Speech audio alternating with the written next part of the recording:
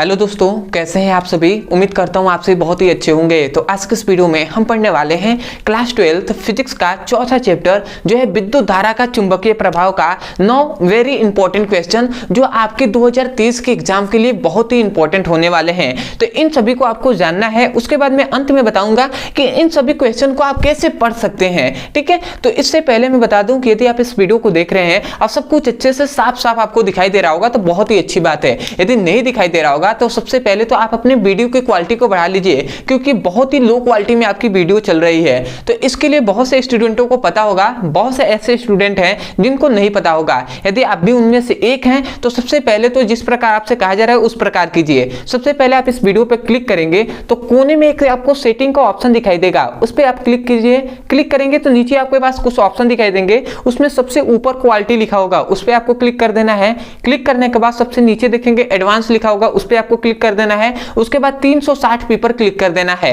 अब आपकी वीडियो की क्वालिटी अच्छी हो जाएगी। अब आपको सब कुछ अच्छे से साफ साफ दिखाई दे रहा होगा। तो चलिए दोस्तों अपने टॉपिक को शुरू करते हैं। तो यहाँ पे हमने विद्युत धारा का चुंबकीय प्रभाव का पहला इंपॉर्टेंट क्वेश्चन क्या है कि चुंबकीय बल रेखाएं से क्या तात्पर्य है। मतलब चुंबकीय बल रेखाओं से क्या तात्पर्य है और चुंबकीय बल रेखाओं का गुण क्या होता है ये आपको लिखना है। पहले चुंबकीय बल रेखाओं का परिभाषा क्या होता है, उसके बाद आपको गुण लिखना है। और इसी के साथ साथ विद्युत बल रेखाएं क्या होती है और इसका गुण क्या होता है वो भी आपको याद रखना है। ठीक है, और एक और मैं क्वेश्चन आपको बता दे रहा हूं, यदि आपके पास समय मिले तो वो भी पढ़ लीजिएगा कि विद्युत बल रेखाएं और चुंबकीय बल रेखाओं में क्या डिफरेंट होता है, इन दोनों में क्या अंतर होता है, उसको भी आप पढ़ सकते हैं। ठीक है, अंत में बताऊंगा उनको कैसे आप पढ़ सकते हैं। दूसरा आता है बायो-सेवर्ट का नियम। बायो-सेवर्ट का नियम क्या है भैया, बायो-सेवर्ट का नियम क्या है उसको नियम को लिखना है। उसके बाद बायो-सेवर्ट ने जो नियम में बताया, जो फॉर्मूले उन्होंने प्रूफ किया, उसको भी आपको प्रूफ करना है। पूरा बेसिक टू हाई आपको करना है। और ये आपसे लगभग 5 या 4 नंबर में आपसे क्वेश्चन पूछ लिया जाता है। तो कम से कम भैया तो एक पेज में तो आपको लिखना ही होगा। ठीक है, तो इसको भी आपको लिख लेना है। अगला आता है भैया कि मैक्सवेल के दक्षिणावर्त पेच का नियम क्या है, किरण आरेख द्वारा समझाइए। इसका मतलब कि मैक्सवेल का दक्षिणावर्त पेच का नियम क्या होता है, इसको आपको चित्र द्वारा समझाना है, जो कि हमने बहुत ही इजी वे में इसको बताया गया है, तो आप पढ़ सकते हैं। ठीक है, अगला आता है भैया चौथा इंपॉर्टेंट क्वेश्चन जो है विद्युत चुंबकीय प्रेरण से क्या तात्पर्य है। विद्युत चुंबकीय प्रेरण से क्या तात्पर्य है, इसको तो हमने बताया ही है कि जब किसी कुंडली और चुंबक के बीच आपेक्षीय गति होता है तो चुंबकीय फ्लक्सों की संख्या में परिवर्तन होता है, जिसके कारण एक प्रेरित विद्युत वाहक बल उत्पन्न होता है। यही तो है भैया, वो इसी को तो हम कहते हैं विद्युत चुंबकीय प्रेरण। तो इसको हमने पूरा डिटेल में आपको बताया है, अब मैं उसी वीडियो में याद भी करा दिया हूं, तो इसको अभी आप पढ़ सकते हैं। कैसे पढ़ेंगे वो अंत में बताएंगे। ठीक है, आते हैं 5वें पर, वो है फैराडे का विद्युत चुंबकीय प्रेरण संबंधित नियम को लिखिए।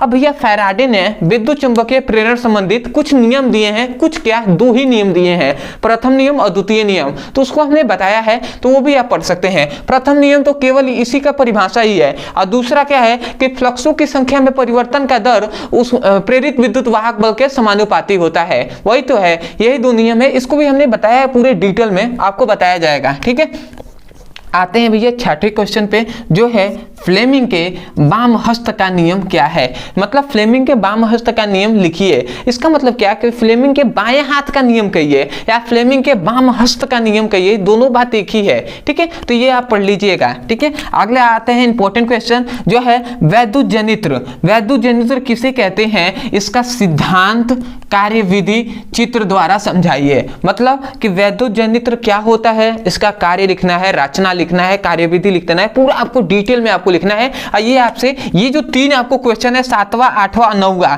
ये आपसे लगभग भैया 7 नंबर में ये क्वेश्चन आपसे पूछे जाते हैं। तो इसको आपको कंफर्म करके ही जाना है। अब मैं आशा करता हूं ये तो आप 3 क्वेश्चन को पढ़े ही होंगे, जानते ही होंगे कि हाँ भैया ये इंपॉर्टेंट है। अगला आता है भैया कि वैद्युत मोटर का नामांकित चित्र आरेख द्वारा, मतलब इसको भी सिद्धांत लिखना है, कार्यविधि लिखना है। ठीक है, ऐसे ही भैया जो दिष्ट धारा जनित्र होता है इसका भी सिद्धांत लिखना है, उसके बाद रचना लिखना है, ठीक है, कार्यविधि लिख देना है, ठीक है। तो इन तीनों का मतलब विद्युत जनित्र आपको तैयार कर लेना है, वैद्युत मीटर और डिस्ट धारा जनित्र, ये जो होता है डायनोमो, ये सभी को आपको रेडी कर लेना है, तैयार कर लेना है, क्योंकि ये वेरी इंपॉर्टेंट क्वेश्चन है और 7 नंबर के क्वेश्चन है भैया। और इन तीनों में से एक तो आना ही आना है, ठीक है। तो ये 7 नंबर का क्वेश्चन है, बताइए आप छोड़ना चाहेंगे? नहीं ना, तो इन सभी को आपको तैयार करके ही जाएंगे, ठीक है। तो आशा करते हैं आप समझ गए होंगे। तो अब हम बता देते हैं कि इन सभी को कैसे आप पढ़ सकते हैं। तो इससे पहले मैं बता दूं कि भैया अभी इससे जस्ट पीछे वाले जितने भी चैप्टर हैं, ठीक है, वो हमने पढ़ा दिया है, ठीक है। तो यदि आप उसको अभी को पढ़ना चाहते हैं, ठीक है, तो आपके लिए यहाँ पे कोने में नंबर दिया जा रहा होगा, इस नंबर पे आप व्हाट्सएप करके आप केवल लिंक को प्राप्त कर सकते हैं। आप मैसेज करेंगे, मान लेते हैं आपको क्लास 10th का सभी इंपॉर्टेंट जो भी इंपॉर्टेंट क्वेश्चन है चैप्टर वाइज उनको पढ़ना है, ठीक है। तो आप कह सकते हैं कि class 12 class 10th physics chemistry all important topic लिख और इस पर नंबर पे मैसेज कर देना है। आपको जल्द से जल्द आपको सभी इंपॉर्टेंट टॉपिक का लिंक दे दिया जाएगा चैप्टर वाइज, और उसी में से ये चौथा चैप्टर है, इसका भी लिंक आपको दे दिया जाएगा। तो या तो आप वहां से पढ़ सकते हैं, दूसरा कि इनका नाम आप लिख सकते हैं। जैसे कि आपको चुंबकीय बल रेखाएं पढ़ना है तो आप यूट्यूब पे लिखिए चुंबकीय बल रेखाएं पीबीसी ब्रदर सर, आपको वीडियो मिल जाएगा, वहां से उसकी पढ़ाई कर सकते हैं। या ट्रिक्स ब्रदर सर, ठीक है, या हमारे मेन चैनल का नाम लिख सकते हैं ब्रदर सर। इन तीनों में से कोई भी लिखेंगे आपको मिल जाएगा। ऐसे आप कोई भी, जैसे कि मान लेते हैं वैद्युत चुंबकीय प्रेरण समझ में नहीं आ रहा है तो आप लिखिए वैद्युत चुंबकीय प्रेरण पीबीसी या ट्रिक्स ब्रदर सर, मिल जाएगा। ऐसे आप फ्लेमिंग के बाम हस्त का नियम लिखकर अंत में हमारे चैनल का नाम लिख दीजिए। ऐसे आप कोई भी टॉपिक को लिखकर और नाम अंत में लिख देंगे तो आपको मिल जाएगा, ठीक है। तो और मैं अंत में यही कहूंगा कि यदि आपको लग रहा है कि हाँ आपके लिए कुछ हेल्प हुआ है इस वीडियो से, तो सबसे पहले तो सपोर्ट करने के लिए चैनल को सब्सक्राइब कर दीजिएगा। इससे मेरा तो फायदा होगा ही होगा, आपका भी एक फायदा हो जाएगा। तो जो भी आगे जो भी चैप्टर है वो इंपॉर्टेंट है, उनको जब कराया जाएगा सभी इंपॉर्टेंट टॉपिक का, तो सबसे पहले आपके पास लिंक पहुंचेगा और शायद उससे आपको कुछ नंबर आपको मिल जाए एग्जाम में उससे पढ़कर, ठीक है। तो आपके लिए यूजफुल हो सकता है, तो आप कर लीजिएगा, ठीक है। तो चलिए दोस्तों आज के लिए इतना है, मिलते हैं एक नए टॉपिक के साथ, तब तक के लिए धन्यवाद। जय हिंद, जय भारत।